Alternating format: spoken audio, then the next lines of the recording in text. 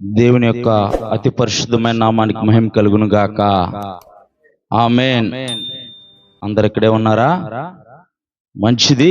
దేవుడు మనకిచ్చిన ఈ యొక్క పునరుద్ధాన ఆరాధన బట్టి దేవాది దేవునికి మహిమ కలుగును గాక.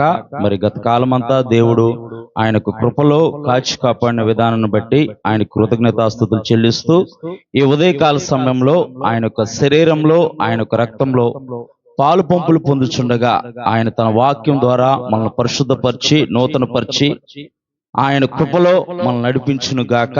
ఆమేన్. పరిశుద్ధ గ్రంథంలో నుంచి మొదటి పేతురుకు రాసిన పత్రిక 4వ అధ్యాయం 1వ వచనం. 4వ అధ్యాయం 1వ వచనం. బైబిల్తో అందరూ బైబిల్ తెచ్చుకోవాలి.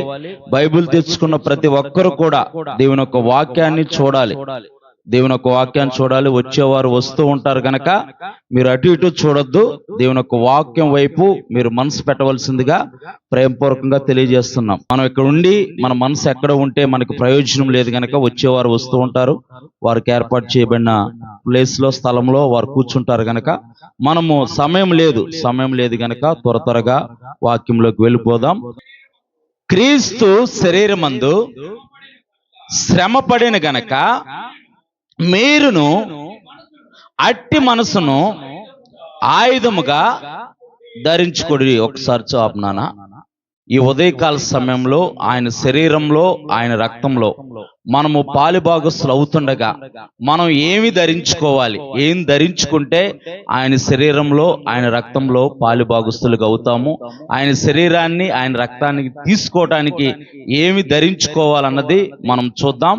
మొట్టమొదటిగా క్రీస్తుకు కలిగిన మనసును ధరించుకోవాలి. ఏం ధరించుకోవాలి? క్రీస్తుకు కలిగిన మనస్సును ధరించుకోవాలి. మరొకసారి చెబుతున్నాను. నేను చాలా సార్లు నేను చెప్పాను. గత సంవత్సరం అంతా అనేక సార్లు నేను చెప్పాను. మనము అంత్య దినాల్లో ఉన్నాం. చాలా భయంకరమైన దినాల్లో ఉన్నాం. భయంకరమైన పరిస్థితుల్లో ఉన్నాం. లోకంలో చూస్తుంటే అనేక రకాల విపత్తులు రాబోతున్నాయని శాస్త్రవేత్తలు అందరికంటే ముందుగానే పరిశుద్ధ గ్రంథమైన బైబిల్ రాయబడి సువార్త 24వ అధ్యాయంలో రాయబడినట్టుగా, ఇప్పుడు మీరు సోషల్ మీడియా చూస్తున్నారో లేదో నాకు తెలియదు, కానీ సోషల్ మీడియా చూస్తే గనక, మీరు సోషల్ మీడియా యూట్యూబ్ కానీ ఫేస్బుక్ కానీ ఇలాగా చూస్తే గనక కొన్ని వీడియోస్ వైరల్ అవుతున్నాయి. అంటే ప్రపంచానికి అంతం తప్పదా అని వైరల్ అవుతున్నాయి. కొన్ని వీడియోలు వైరల్ అవుతున్నాయి. మీరు చూడండి. అంటే ఇవన్నీ దేనికి సంకేతం అని అంటే దేవుని యొక్క రాకడకు సంకేతం. ఇవన్నీ అంతం అప్పుడే రాదు, కానీ దేవుని యొక్క రాకడకు సంకేతం. ఇంకా ఎవరైనా సరే దేవుని యొక్క రక్షణ తీసుకోకుండా, ఆయనలో బాప్తిసం తీసుకోకుండా, యేసు ప్రభు వారిని సొంత రక్షకుడిగా అంగీకరించకుండా ఎవరైనా ఉంటే గనక ఇదే అనుకూలమైన సమయము, ఇదే రక్షణ దినము. ఆలస్యం చేయవద్దు. అసలు ఆలస్యం అనేది మన జీవితాల్లో ఉండొద్దు. ఇంకా నేను పరిపూర్ణంగా మారలేదు అని అంటే మనం పరిపూర్ణంగా మారడం కొరకే ప్రభు అయిన యేసుక్రీస్తు వారు పరలోకం నుండి ఈ భూలోకానికి వచ్చాడు. దేవుని నామానికి మహిమ కలుగును గాక. భయంకరమైన పరిస్థితుల్లో ఉన్నాం. నిన్న కూడా ఒక వీడియో చూశాను. ప్రపంచానికి అంతం తప్పదానంటే సునామీ రాబోతుందని. ఇలాగా సూర్యుడు, మీరు చూసారా లేదో, సూర్యుడిలో కొంత భాగం, ఒక పార్ట్ వేరైపోయిందంట. ఎవరైనా చూసారు? అసలు ఇక్కడ ఉన్న వాళ్ళు ఎవరైనా సరే సూర్యుడిలో కొంత భాగం, ఇవే చూడాలి. మనం చూడాల్సింది ఏంటంటే న్యూస్ చూడాలి. ఎందుకంటే ప్రపంచంలో ఏం జరుగుతుంది, జోకులు కాదు, కామెడీలు కాదు, ఇవన్నీ కాదు చూడాల్సింది. ప్రపంచంలో ఏం జరుగుతుంది అన్నది మనం తెలుసుకోవాలి. పైన ఆకాశంలో ఏం జరుగుతుంది, భూమిలో ఏం జరుగుతుందో, భూమి కింద ఏం జరుగుతుంది, ఇవన్నీ తెలుసుకోవాలి మనం. నువ్వు వాక్యం చదువుతున్నావు అని అంటే వాక్యానికి అనుసంధానగా ప్రవచనాలు నెరవేరుతున్నాయా లేదనేది మనం తెలుసుకోవాలి. జోకులు కాదు, కామెడీలు కాదు, వేరేలాగా అనుకోవద్దు. అంటే ఇవన్నీ తెలుసుకుంటా ఉంటుంటే నీకేం జరిగిద్ది అని అంటే దేవుని యొక్క రాకడ కూర్చిన అవగాహన కలిగిద్ది. మొట్టమొదటిగా అంటే యేసు ప్రభు వారు పరిశుద్ధ గ్రంథమైన బైబిల్లో రాయబడిన దేవుని యొక్క వాక్యాలు నెరవేరుతున్నాయనే ఒక అవగాహన నీకు కలిగిద్ది. దీని కొరకే మిమ్మల్ని తెలుసుకోమంటున్నాను. సూర్యునిలో కొంత భాగం అంట వేరైపోయిందంట. కొంత భాగం వేరైపోయిందంట. ఎందుకు ఇంతగా ఎండలు అప్పుడే ఎండాకాలం రాకుండానే మార్చి చివరి వారంలోనే ఎండలు వస్తూ ఉంటాయి, ఎండలు పెరుగుతూ ఉంటాయి, ఉష్ణోగ్రత పెరుగుతూ ఉండేది. అలాంటిది ఫిబ్రవరి మొదటి వారం నుంచే ఉష్ణోగ్రత పెరుగుతుంది. ఏంటి అని శాస్త్రవేత్తలు పరిశోధన చేస్తే తేలింది ఏంటంటే సూర్యునిలో కొంత భాగం వేరైపోయిందంట. కొద్దిగా పార్ట్ వేరైపోయిందంట. అందుకే ఈ రకమైన ఉష్ణోగ్రతలు పెరిగిపోతున్నాయని చెప్పేసి శాస్త్రవేత్తలు దాని గురించి పరిశోధన చేస్తున్నారు. ఇవన్నీ అంటే దేవుని యొక్క వాక్యానికి నెరవేర్పు. సూర్యుడు చీకటి కమ్ముతాడని చెప్పేసి దేవుని యొక్క వాక్యం చెబుతుంది. చంద్రుడు రక్తవర్ణం అవుతాడంట, రక్తవర్ణంలోకి మార్చబడతాడు. చంద్రుడు ఎర్రగా మార్చబడతాడని దేవుని యొక్క వాక్యం చెబుతుంది. ఇవన్నీ చెప్పడానికి కారణం ఏంటంటే మనము దేవుని యొక్క వాక్యాన్ని పరిశోధించాలి, తెలుసుకోవాలి. దేవుని యొక్క వాక్యాన్ని ఇంకా ఎవరైనా యేసు ప్రభు వారిని సొంత రక్షకుడిగా ఇంకా అంగీకరించకపోతే ఇదే అనుకూలమైన సమయము, ఇదే రక్షణ దినము. ఆలస్యం చేయకండి. రేపు పరిస్థితి ఎలా ఉండిద్దో, ఏం జరిగిద్దో ఈ భూమి మీద ఉన్న వాళ్ళకి ఎవ్వరికీ తెలియదు. వారు అంచనా మాత్రమే వేస్తున్నారు వాళ్ళు. ఇప్పుడు భయంకరమైన సునామీ రాబోతుందని కొన్ని వీడియోస్ సోషల్ మీడియాలో వైరల్ అవుతున్నాయి. మనం ఎంతో దూరంలో లేవు. మనకెంత దూరం పేరుపాలెం బీచ్ ఎంత దూరం మనకి? ఒకసారి ఆలోచించండి. పేరుపాలెం బీచ్ ఆలోచన చేయాలి. పేరుపాలెం బీచ్ ఎంత దూరం మనకి? 30 కిలోమీటర్లు అంట. బావగారు 30 కిలోమీటర్లు రావటం అది అంత సెకండ్లో పని. 30 కిలో అంటే ఆలోచన చేయాలి. ఒకవేళ దేవుని యొక్క ఉగ్రత నుంచి మనం తప్పించుకోవాలంటే ఆయనలో రక్షణ తీసుకొని ఆయనలో మనం ఎదుగుతూ ఉండాలి, ఆయన యందు విశ్వాసం ఉంచాలి. అందుకోసమే ఈ హెచ్చరికలు చెబుతున్నాను. మరోలాగా అనుకోవద్దు. నా కొరకే అని మనం భావిస్తేనే మనం దాన్ని తీసుకోగలుగుతాం. మొదటి పేతురుకు రాసిన పత్రిక 4వ అధ్యాయం 1వ వచనం. మనం ఏమి ధరించుకోవాలి? దేవుని యొక్క పరిశుద్ధమైన రక్తములో శరీరంలో పాలి భాగస్తులు అవ్వాలంటే మనం ఏమి ధరించుకోవాలనే మాటను గురించి మనం తెలుసుకోబోతున్నాం గనక మొట్టమొదటిగా క్రీస్తుకు కలిగిన మనసును మనం ధరించుకోవాలి. ఏం ధరించుకోవాలి? క్రీస్తుకు కలిగిన మనసును ధరించుకోవాలి. ఒకసారి చదువునానా మొదటి పేతురుకు రాసిన పత్రిక. క్రీస్తు శరీరమందు శ్రమపడిన గనక మీరును అట్టి మనసును ఆయుధముగా ధరించు. ఎట్టి మనసును? క్రీస్తుకు కలిగిన మనసు అంటే ఏంటి? క్రీస్తు తన్ను తాను తగ్గించుకున్నాడు. ఆయన దేవ స్వభావం కలిగిన వాడై దేవునితో సమానమైన భాగ్యమని ఎంచుకోలేదు, కానీ మనుషుని పోలికగా పుట్టి దాసుని స్వరూపం ధరించుకున్నాడంట. ఏ స్వరూపం ధరించుకున్నాడు? దాసుని స్వరూపం. అంటే తన్ను తాను తగ్గించుకున్నాడు, ప్రతి విషయంలో తగ్గించుకున్నాడు.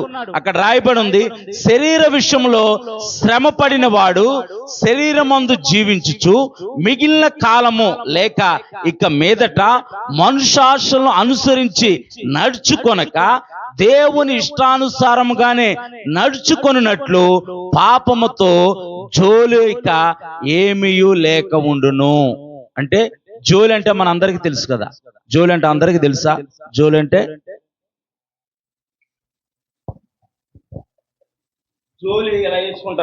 ఎలా వేసుకుంటారు? జోలి ఎందుకు వేసుకుంటారంటే వారికి ఇవ్వబడింది, వారికి ఏదైతే కావాలో అది దాంట్లో దాచుకుంటారు, ఆ జోలిలో పెట్టుకుంటూ ఉంటారు. మీ అందరికీ తెలుసు జోలి ఎలా వేసుకుంటారు. పాపముతో జోలి ఇక లేకనంటే పాపాన్ని పక్కనే పెట్టుకొని తిరుగుతున్నాం. క్రీస్తు శరీరమందు శ్రమపడ్డాడు, అట్టి మనసును ఆయుధంగా మనం ధరించుకోవాలని దేవుని యొక్క వాక్యం చెబుతుంటే పాపంతో జోలి అంటే పాపాన్ని జోలిలాగా మనం ధరించుకోకూడదు. చూద్దాం ఒకసారి. యోబు గ్రంథము 31వ అధ్యాయము 33, 34 వచనాలు. యోబు గ్రంథము 31వ అధ్యాయము 33, 34 వచనాలు.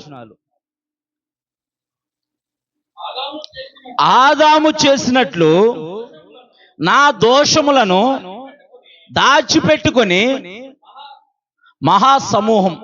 ఆ మహాసమూహమునకు భయపడియు కుటుంబ తిరస్కారమునకు దడిసియు నేను మౌనముగా నుండి ద్వారము దాటి బయలు వెళ్ళక రొమ్ములో నా పాపమును కప్పుకొని ఎడల పరమునున్న దేవుని దృష్టికి వేషధారినవుదును. ఆదాము ఏం చేశాడో మనందరికీ తెలుసు.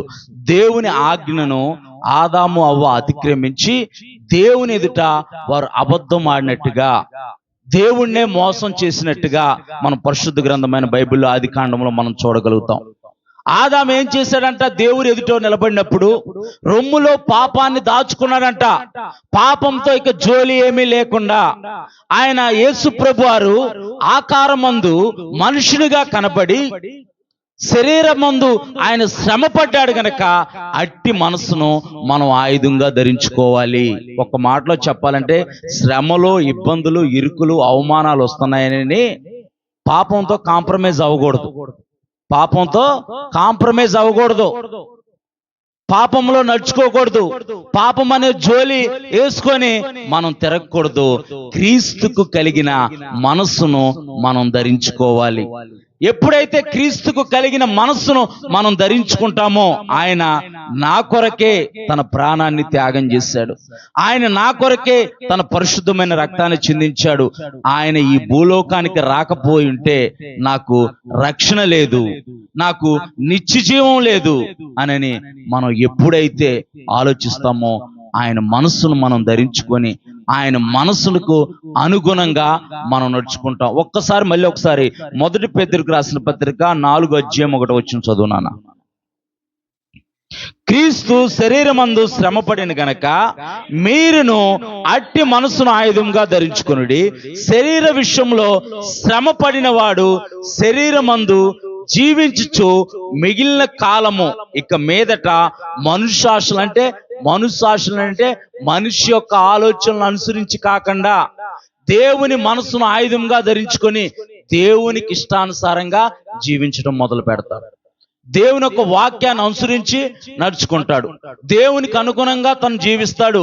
దేవుణ్ణి బాధ పెట్టేవాడుగా తను జీవించడు. అట్టి మనస్సు, క్రీస్తుకు కలిగిన మనస్సును మనం ధరించుకోవాలి. దేవుని నామానికి మహిమ కలుగును గాక. 2వ పాయింట్ చూద్దాం. కొలస్సీలకు రాసిన పత్రిక 3వ అధ్యాయము 12 నుంచి 14 వచనాలు. 12 నుంచి 14 వచనాలు ఒక్కసారి స్పీడ్ గా చదివానా? ఇది దేవుని చేత ఏర్పరచబడిన వారినై పరిశుద్ధులైన ప్రియులైన వారికి తగినట్లుగా. ఎలా అంటే ఒకసారి ఆపునా, దేవుని చేత ఏర్పరచబడిన వారై ఆయన యొక్క శరీరంలో, ఆయన రక్తంలో మనం పాలిభాగస్తులు అవ్వాలంటే ఆయన చేత ఏర్పరచబడిన వారిగా మనం ఉండాలి. ఆయన చేత మనం ఏర్పరచబడిన వారిగా ఉండాలని అంటే ఆయనలో మనం బాప్టిసం తీసుకోవాలి. ఆయన సొంత రక్షకుడిగా మనం అంగీకరించాలి. ఆయన సొంత రక్షకుడిగా అంగీకరించకుండా, ఆయనలో బాప్టిసం తీసుకోకుండా, ఆయన లోకరక్షకుడని విశ్వసించకుండా మనం చేసి భక్తి అంతా వృధా, వ్యర్థమే. చదువునాను ఒకసారి. మొదటి నుంచి చదువు. మీరు దేవుని చేత ఏర్పరచబడిన వారునై పరిశుద్ధులను ప్రియులైన వారికి తగినట్లుగా మీరు ఏమిటంట? జాలిగల మనస్సును, దయాలత్వమును, వినయమును, సాత్వికమును, దీర్ఘశాంతమును ధరించుకోవాలి. ఇవన్నీ మనం ధరించుకుంటున్నామా? గడిచిన వారమంతా ఇవన్నీ మనం ధరించుకొని జీవించామా? లేకపోతే బయట వెలుపట అలంకారంగా అవి మనకున్నాయా? ఇవన్నీ ధరించుకోవాలని పరిశుద్ధుడైన పౌలు చెబుతున్నాడు. దేవుని చేత హెచ్చరించబడిన వాడే, దేవుని యొక్క ఆత్మను పొందుకున్నవాడైనా పరిశుద్ధుడైన పౌలు చెబుతున్నాడు, వీటినన్నిటినీ మీరు దేవుని చేత ఏర్పరచబడిన వారైతే వీటినన్నిటినీ మీరు ధరించుకోవాలి. ప్రియులైన వారికి తగినట్లుగా మీరు వీటన్నిటిని ధరించుకొని మీరు నడుచుకోవాలి. జాలిగల మనసును, వినయమును, సాత్వికమును, దీర్ఘశాంతమును, దయాలత్వమును. వీటన్నిటికీ నేను పెట్టిన పాయింట్కి టైటిల్ ఏంటంటే అమూల్యమైన వాటిని ధరించుకొనుడి. మనం ఏమి ధరించుకోవాలంటే క్రీస్తుకు కలిగిన మనసును ధరించుకోవాలి. మొట్టమొదటిగా రెండో పాయింట్, అమూల్యమైన వాటిని మనం ధరించుకోవాలి. తర్వాత చదువునాను. ఎవడైనను హాని చేసిన ఎవడైనను అంటే వేరే వ్యక్తి తనకు హాని చేసినని అనుకునే ఎడల ఒకరినొకడు సహించుచు ఒకరినొకడు క్షమించుడి. మనం క్షమించే వారిగా ఉన్నామా? క్రోధము మత్సరముతో నిండిన వారిగా మనం ఉన్నామా? క్రోధము మత్సరముతో నిండిన వారిగా, క్షమాపణ లేని వారిగా, అమూల్యమైన ఈ సాత్వికమును, దయాళత్వమును, దీర్ఘశాంతమును, వినయమును ధరించుకొనక దేవుని యొక్క బలలో పాలు పంపులు పొందితే నీవు పరిపూర్ణతలోకి చెందలేవు, నీవు పరిశుద్ధపరచబడలేవు. ఆదాము రొమ్ములో పాపాన్ని ఉంచుకున్నాడు. పాపం అనే జోలిని మనం ధరించుకొని నడిచేవారిగా ఉండకూడదని చెప్పేసి మనం ముందుగా చదువుకుందాం. అమూల్యమైన వీటిని మనం ధరించుకొని ఒకరినొకడు సహించుకొనుచు ఒకరినొకడు ప్రేమించుకొనుచు. చదువునానా. ప్రభువు మిమ్మల్ని క్షమించులాగనంటే మనం ఎదుటి వ్యక్తిని ఎప్పుడైతే క్షమించగలుగుతామో, ఎదుటి వ్యక్తిని ఎప్పుడైతే ప్రేమించగలుగుతామో అప్పుడు ప్రభు మనల్ని ప్రేమిస్తాడు, ప్రభు మనల్ని క్షమిస్తాడు. దేవుని నామానికి మహిమ కలుగును గాక. చదువునానా. మీరును క్షమించుడి, వీటన్నిటిపైన పరిపూర్ణత అంటే నువ్వు పరిపూర్ణత చెందాలి. నేను పరిపూర్ణంగా దేవునిలో ఎదగాలి, నేను పరిపూర్ణత కలిగి జీవించాలి అని నీవు అనుకుంటే ఏం ధరించుకోవాలి? అక్కడ రాయబడం చదువునానా. అనుబంధమైన ప్రేమను ధరించుకొనుడి. దేవుని నామానికి మహిమ కలిగిన గాక. అమూల్యమైన మాటలండి ఇవన్నీ. ఇవి అమూల్యమైన మాటలు. లోకంలో ఈ మాటలు రాయబడలేదు, లోకంలో చెప్పబడలేదు. అందుకే ఈ గ్రంథాన్ని పరిశుద్ధ గ్రంథమైన గ్రంథం అని అంటున్నారు. దేవుని నామానికి మహిమ కలుగును గాక. దేవుని యొక్క వాక్యము అంత ఉన్నతమైనది. దేవుని నామానికి మహిమ కలుగును గాక. దేవుని యొక్క వాక్యము హృదయాంతరంగాల్లోకి చొచ్చుకొని పోయి వారి జీవితాల్లో ఉన్న ప్రతి పాపపు మలినాన్ని కడుగుతుంది. ఏ మాట కడగదు. లోకంలో ఉన్న ఏ మాట కూడా పాపాన్ని కడిగేదిగా లేదు. కానీ పరిశుద్ధ గ్రంథంలో రాయబడిన దేవుని యొక్క వాక్యమే హృదయాంతరంగాల్లో దాగి ఉన్న పాపాన్ని సైతము కడగలిగింది. దేవుని నామానికి మహిమ కలుగును గాక. మనము దయాళత్వమును, దీర్ఘశాంతమును, వినయమును, సాత్వికమును ఒకరినొకరు సహించుకొనుచు ఒకరినొకరు ప్రేమించుకొనుచు వీటన్నిటికీ పరిపూర్ణత చెంది పరిపూర్ణతలో ఎదగాలనంటే ప్రేమను ధరించుకొని ఉండాలంట. దేవుని నామానికి మహిమ కలుగును గాక. 3వ పాయింట్ చూద్దాం. ఎఫెసీయులకు రాసిన పత్రిక 6వ అధ్యాయము 13వ వచనం. ఎఫెసీయులకు రాసిన పత్రిక 6వ అధ్యాయము 13వ వచనం. అందుచేతను మీరు ఆపద్దినమందు వారిని ఎదిరించుటకు సమస్తమును నెరవేర్చిన వారై నిలవబడుటకును శక్తిమంతులగునట్లు దేవుడిచ్చు సర్వాంగ కవచమును ఏం ధరించుకోవాలంట? 3వ పాయింట్, సర్వాంగ కవచము. సర్వాంగ కవచం అనంటే దేవుని యొక్క వాక్యాన్ని మనం ధరించుకోవాలి. ఎప్పుడైతే దేవుని యొక్క వాక్యము నువ్వు ధరించుకున్నావో ఆపద్దినమందు, శ్రమ దినమందు దేవుని యొక్క వాక్యము నేను త్రెప్పరిల్లా చేస్తుంది. దేవుడి యొక్క వాక్యము నీ బాధలో నీకు నెమ్మది కలగజేస్తుంది. దేవుని యొక్క వాక్యాన్ని నీవు ధరించుకోవటం అనంటే అనుదినము దేవుని యొక్క వాక్యాన్ని చదివేవారిగా ఉండాలి. అనుదినము దేవుని యొక్క వాక్యాన్ని ధ్యానించుకున్న వారిగా ఉండాలి. మనం ఎప్పుడైతే అనుదినమో దేవుని యొక్క వాక్యాన్ని మనం ధ్యానిస్తూ ఉంటామో, దేవుని యొక్క వాక్యాన్ని మనం చదువుతూ ఉంటామో, నీ సమస్య నుండి నువ్వు ఎలా బయటపడాలో దేవుని యొక్క వాక్యము నీకు నేర్పిస్తుంది. దేవుని యొక్క వాక్యం ద్వారా నీవు ఏ సమస్యలో ఉన్నా సరే, ఏ ఇబ్బందిలో ఉన్నా సరే, దేవుని యొక్క వాక్యము నీకు జ్ఞానాన్ని కలగజేసి ఆ శ్రమ నుండి, ఆ ఇబ్బంది నుండి నిన్ను బయటకు వచ్చేలాగా చేస్తుంది. దేవుని నామానికి మహిమ కలుగును గాక. ఆపద్దినమందు చదువునాను ఒకసారి. అందుచేతను మీరు ఆపద్దినమందు వారిని ఎదిరించుటకును, వారిని అనంటే మనం పోరాడేది శరీరాలతో కాదు, కానీ ఆకాశమందున్న దురాత్మల సమూహంతోనూ, అధికారులతోనూ, ప్రధానులతోనూ. అది పెద్ద సబ్జెక్టు, అది ఇప్పుడు ఎత్తుకుంటే ఇప్పుడు అవ్వదు. కానీ సింపుల్ గా మామూలుగా 2 మాటలు చెప్పేస్తున్నాను. మనకున్న సమస్యలు మనం అనుకుంటాం, ఈ సమస్య ఎందుకు వస్తుందా, ఈ ఇబ్బంది ఎందుకు వస్తుందా, నేను బాగానే ఉన్నానుగా, నేను మంచిగానే ఉన్నానుగా అని మనం అనుకుంటాం. అపవాది శోధిస్తూ ఉంటాడు, దేవుడు పరీక్షిస్తూ ఉంటాడు. ఏ రకంగా వచ్చిద్దో మనకు తెలియదు. ఆ ఆపద్దినమందు మనము వారిని ఎదిరించి, ఆ సమస్యను ఎదిరించి నిలవబడాలి అని అంటే సర్వాంగ కవచమైన దేవుని యొక్క వాక్యాన్ని మనం ధరించుకోవాలి. దేవుని నామానికి మహిమ కలుగును గాక. మొట్టమొదటగా క్రీస్తుకు కలిగిన మనసును ధరించుకోవాలి.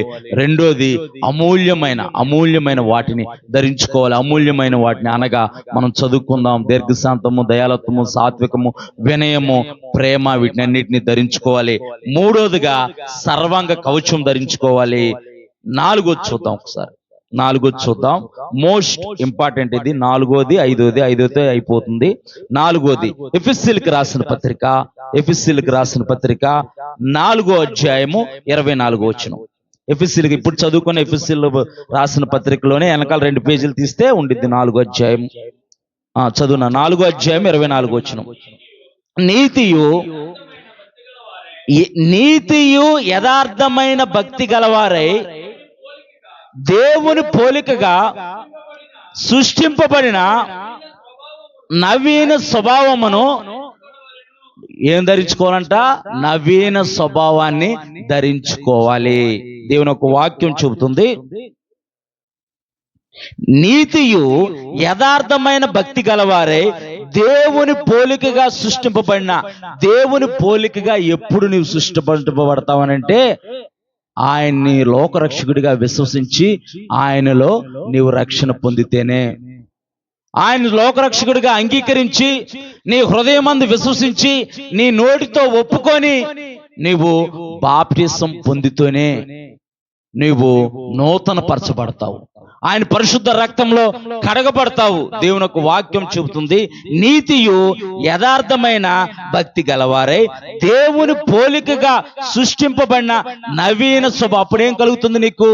దేవుని యొక్క ఆత్మ, పరిశుద్ధాత్మ నీలో నివసిస్తుంది కనుక నీవు నవీన స్వభావాన్ని ధరించుకొని ఉంటావు. రోమీయులకు రాసిన పత్రిక 6వ అధ్యాయము 6వ వచనం ఒకసారి చదువున్నాను. రోమీయులకు రాసిన పత్రిక 6వ అధ్యాయం 6వ వచనం. ఏమనగా మనం ఇంకను పాపమునకు దాసులు కాకుండానట్లు, పాప శరీరము నిరర్ధకమగునట్లు మన ప్రాచీన స్వభావము ఆయనతో కూడా మన ప్రాచీన స్వభావము సిలువ వేయబడాలని అంటే నీవు లోకరక్షకుడిని యేసు ప్రభువారిని సొంత రక్షకుడిగా అంగీకరించాలి. ఆయన నీవు సొంత రక్షకుడిగా అంగీకరించి ఆయన నీవు విశ్వసించి నీ నోటితో ఒప్పుకొని ఎప్పుడైతే రక్షణ ఆనందాన్ని పొందుకుంటావో, నువ్వు ఎప్పుడైతే రక్షింపబడతావో నవీన స్వభావాన్ని నీవు స్వతంత్రించుకొని నవీన స్వభావం కలిగి నీవు జీవిస్తావు. నవీన స్వభావము స్వతంత్రించుకొని నవీన స్వభావం కలిగి జీవిస్తే ఇంకా ప్రాచీన స్వభావాన్ని వదిలిపెట్టినట్టే. మళ్ళీ ప్రాచీన స్వభావం వైపు మనం తిరిగి చూడకూడదు. కుక్క తన వాంతుకి తిరిగినట్లుగా మనం తిరగకూడదని దేవుని యొక్క వాక్యం మనకు చెబుతుంది. మనము నవీన స్వభావాన్ని ధరించుకున్న వారిగా మనం జీవించాలి. మనం నవీన స్వభావాన్ని ధరించుకొని మనం జీవించే వారిగా మనం ఉండాలి. ప్రాచీన స్వభావము క్రీస్తుతో కూడా సిలువ వేయబడిందని మనం విరగాలి. మన ప్రాచీన స్వభావాన్ని ఆయన ఆ కల్వరి సిలువలో ఆ 3 మేకుల మధ్య ఆయన వాటిని ప్రాచీన స్వభావాన్ని శరీర ఆకారమందు, యేసు ప్రభువారి శరీర ఆకారమందు నిరర్ధకం చేసి మనకు నవీన స్వభావాన్ని కలగజేశాడు. ఆయనలో నీవు నిలబడి ఉంటే, ఆయన సొంత రక్షకుడిగా అంగీకరించి ఆయనలో పాలిభాగస్తుడై ఉంటే నీవు నవీన స్వభావం కలిగిన వ్యక్తివే గాని ప్రాచీన స్వభావం కలిగిన వ్యక్తివి కాదు. మళ్ళీ ప్రాచీన స్వభావం లోపల దాగి ఉంది కదా అని మాటికి మనం బయటికి తీయకూడదు. నవీన స్వభావాన్ని ధరించుకుంటే నవీన స్వభావం కలిగే మనం జీవించే వారిగా మనం ఉండాలి.